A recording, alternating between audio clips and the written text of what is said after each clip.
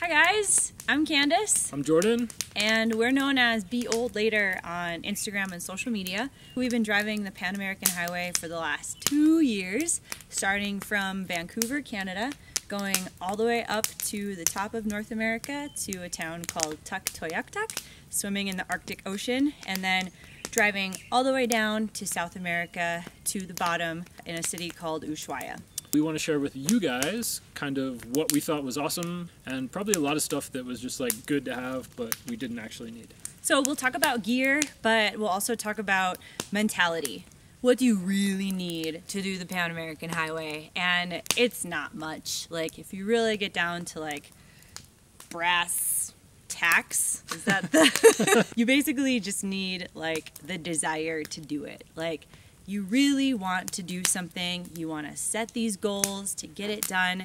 We decided to do the Pan American Highway when we were climbing to the top of the Grand Teton to get married. You need the push to want to do it. Getting your head set into, I'm doing the Pan American, I'm quitting a job if I have it, I'm putting my stuff in storage, I'm sorting out all my loose ends. For us in Vancouver, we were renting an apartment. We said, hey, this is our last day in the apartment, told the landlord. That day we were moving everything into the truck to live out of that full time.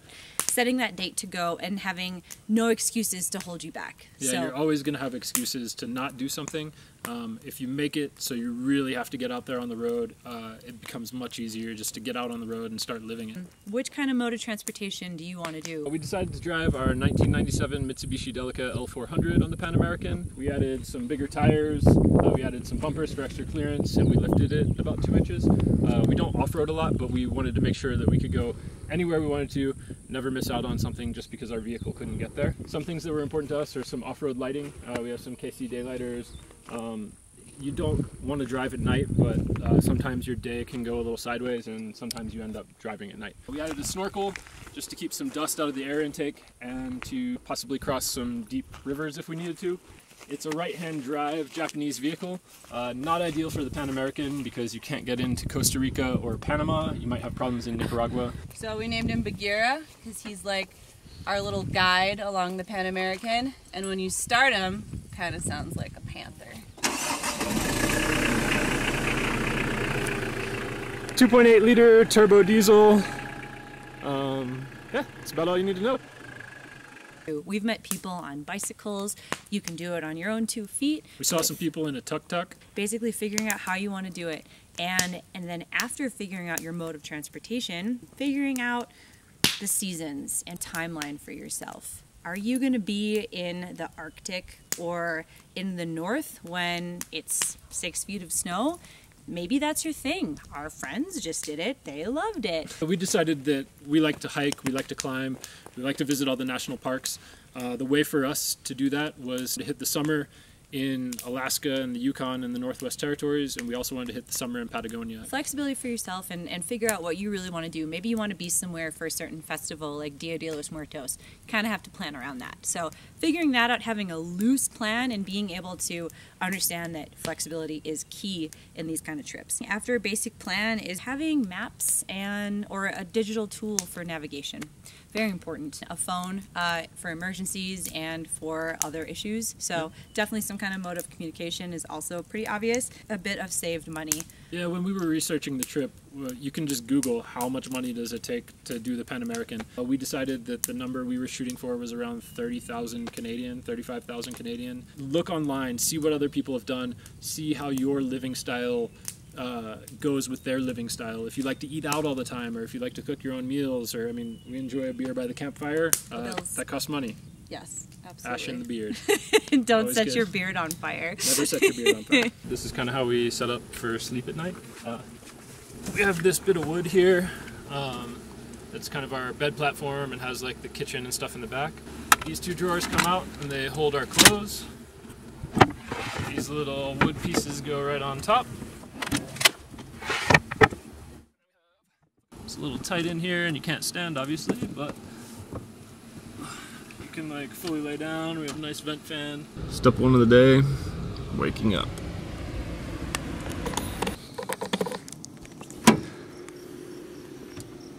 Good morning! We have this wonderful living space that keeps us warm when it's cold and cool when it's warm. We have our ventilation system working, which helps out a ton. Oftentimes the first thing in the morning that you're going to want to do is figure out how to use the bathroom. If you're in the woods like this, it's generally pretty easy. We suggest bring a little foldable shovel. Always bring toilet paper with you. In South America, nobody has it in bathrooms. And when in the woods, leave no trace. So a little dog bag or something like that to pick up after yourself for the toilet paper. If you are in a city, you can often find a cafe or a public restroom, but out in the woods is always the best. The second thing for the day for us, coffee. We're big coffee people. We also eat breakfast. You can buy food your whole way on the trip, but a lot of people don't have the budget for that. We like to cook a lot at home, and we brought kitchen stuff with us. One of the major things that's important is water. We carry 20 liters with us in a Lifesaver jerry can. It has a micron filter in it, so you can fill it up in a river, in a lake, in a gas station. There's a little pump built in,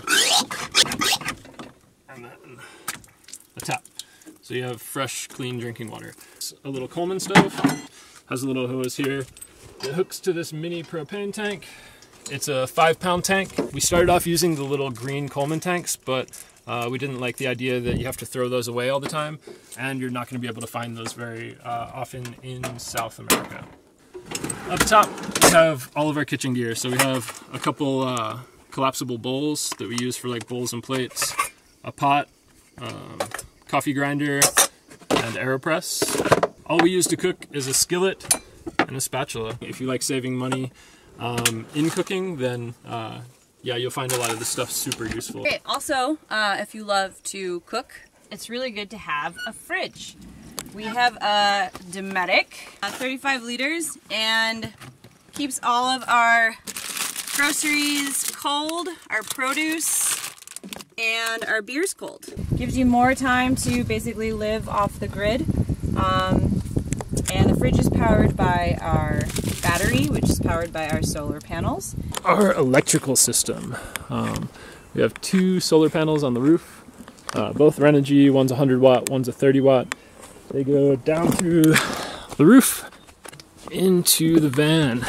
Have our battery box here with a master shut off. Those shut off the solar panels, and this kind of just keeps track of how the battery is doing. Our battery is in here. It's a Battleborn 100 amp hour lithium. It's a lithium iron phosphate battery. You can fully discharge it. It was essential to our system because it's super small and lightweight. We have a small van and just didn't have room for the big batteries. We also wanted to make sure we got something that was kind of more environmentally friendly overall. This little app here, it monitors amps, volts, what the battery is doing on a day-to-day basis, and you can scroll through and see the history of it too, of like how much power we've made and used and stuff like that. So that's a Victron. With the Battleborn battery, it powers like all of our stuff. It powers the fridge, it powers the lights, we have a fan, USB outlets that charge our phone and computers and stuff like that. The 2 solar panels charge it perfectly. We never did a battery isolator because the sun just keeps it charged, so we don't have to tax the van's electronics just to charge a battery. It's kind of like a passive energy system. We just leave it up there and it works. Today, we're rock climbing. When you're driving down the Pan American, we like to kind of think of it as maybe like a year or 2 of just like your weekends. You got to think about like what you like to do. That'll help determine what kind of gear you need to bring. We like to hike, we like to backpack, we like to climb. These are all the things that we thought were essential for our trip. So how do you find these things to do? For us, Instagram has been really helpful. You can find other travelers, hashtag panamericanhighway, and see like, oh, this person did this. We spent several nights before our trip loosely planning. How do we get to those? Pinpoint them on a map, and then all of a sudden you have like a bit of your route based on places you want to see that other travelers have been. Yeah, also on our website, abeoldlater.com, we have a section under the Pan American Highway of rad people that we've met that we've been inspired by as well. So you can check that out. You can also find things to do by asking locals. This is where Spanish does become very helpful. So knowing a little Spanish before you go isn't 100% necessary, but it is very, very helpful. And when you don't have all the words, using an app like Spanish Dictionary or Google Translate obviously helps a lot, but knowing simple phrases really goes a long way. And if you're open and try to talk to people and practice your Spanish, it'll help you out a lot. And they appreciate you trying. So we just finished a workout and we are gross. It's really nice to have a road shower. In Central and South America, you can often find places to take a shower, but this one holds about 4 gallons of water. You just pressurize it. Yeah, so once it's pumped up, you just turn it on. Nice warm water. Let's talk about fashion on the Pan American. We have these drawers for each of us, for all of our clothes. And you have to think about all weather seasons if you're gonna be in those situations. For us, we like to be in the mountains, so having warm clothing like a fleece or a puffy jacket, a raincoat for sure, and also like long pants and maybe a nice button-down shirt if you need to go somewhere where you have to look presentable. Like there's a lot of old churches in South America, and sometimes you probably wouldn't be super appropriate just wearing like a tank top and shorts. A bathing suit for sure. So when we were in the Yukon, we decided to get these super nerdy mosquito shirts. They saved our butts a few times from the Yukon helicopters. Okay, so we want to talk a little bit about vehicle recovery, safety equipment. It's always good to have a little extra gas storage. Sometimes there's a long distance between gas stations. The Lagunas route, the Dempster Highway, a full-size spare tire. Make sure you're carrying jacks with you that can support your vehicle. We have a bottle jack inside. We have a high lift jack on the roof. We were lucky enough on the whole trip, no flats. Thanks BF Goodrich. Along the lines of tires, we do have a puncture repair kit from ARB. Just make sure you know how to use it. We also have an ARB easy deflator. It's good for if you're airing down an air compressor. This is pretty essential. Anytime you're airing down, you're going to want to air back up, or if you have to patch a tire.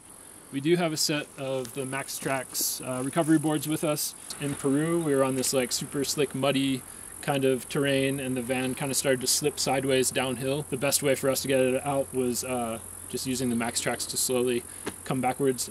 Mostly we use this for other people. If you're using Max Trax for others, be careful, tell them not to spin the wheels, but try to translate that into Spanish, and your guess is as good as mine.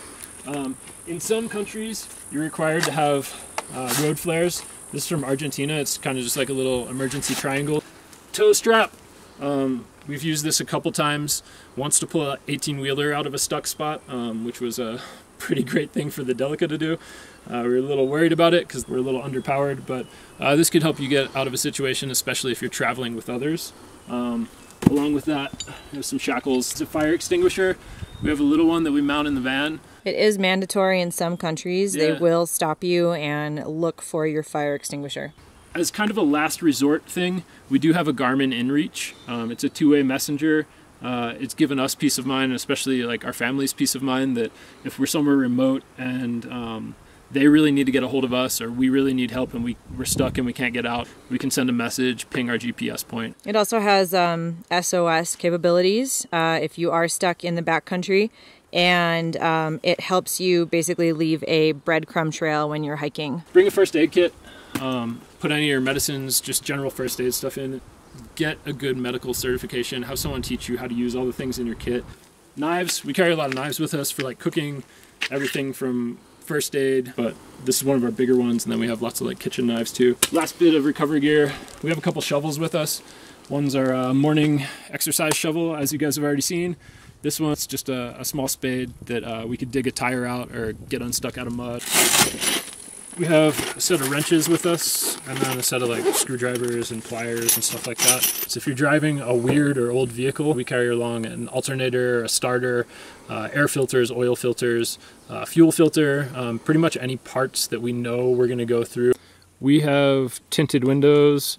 They're mostly for not darkness, but just to keep some of the sun out. We made ourselves some window covers, making like a pattern out of newspaper, and then putting that onto Reflectix. So inside all of them is a sheet of Reflectix, and then we used something that would black out from, like, if you were walking past the van, you wouldn't be able to see it. And on the inside, a bit of like a softer, quiltier fabric. They cover every single window, and we used marine snaps to snap them into place. It would be better if we had Reflectix on the outside, just because it would keep more of the sun out, but we opted for the stealth route.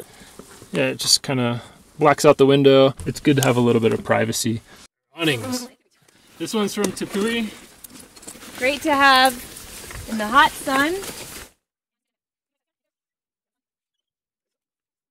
Ta-da! Jordan thinks this is essential. I think it's a nice to have because we can't stand in the van, we can stand out here. And in Alaska, in places that have a ton of huge mosquitoes that just want to eat you up as soon as you come outside, netting that goes on this is very, very helpful.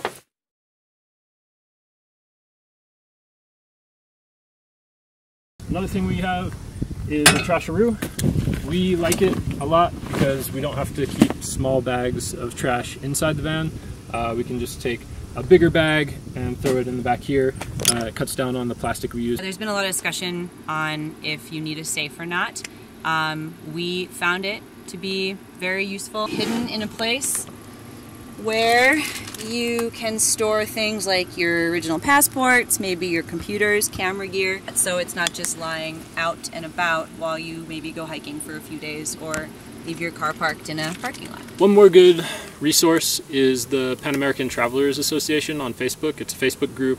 Just join it. You can find everything from like people selling cars to current information on different places. Some favorite apps that we like to use for traveling. iOverlander, it's basically our camp Bible. It's also really good for getting up-to-date information on borders. Maps.me, great to have as an alternative to Google Maps, especially because you can download maps and have them offline. A new app that we've been using that is excellent is Onyx Offroad, showing you all of the BLM land, FSR trails. That only works for the US as of now.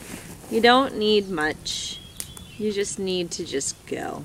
Yeah, have a loose plan. Just get out there on the road. You'll figure out most of the things you need to. If you don't have something, you can pretty much buy it anywhere. Obviously things are different right now with COVID, but once this is all over, then definitely go. It's a well-traveled route. You're going to meet a ton of people, hopefully other travelers and locals, and have an awesome time. And you can start by exploring in your own backyard and trying out your gear. Get out there. Be old later. You can find us on Instagram, Facebook at abeoldlater. If you have any questions, just reach out to us. We're friendly. We're always happy to answer questions. Yeah. We're always happy to help and pay it forward in any way we can. So cool. Thanks for watching.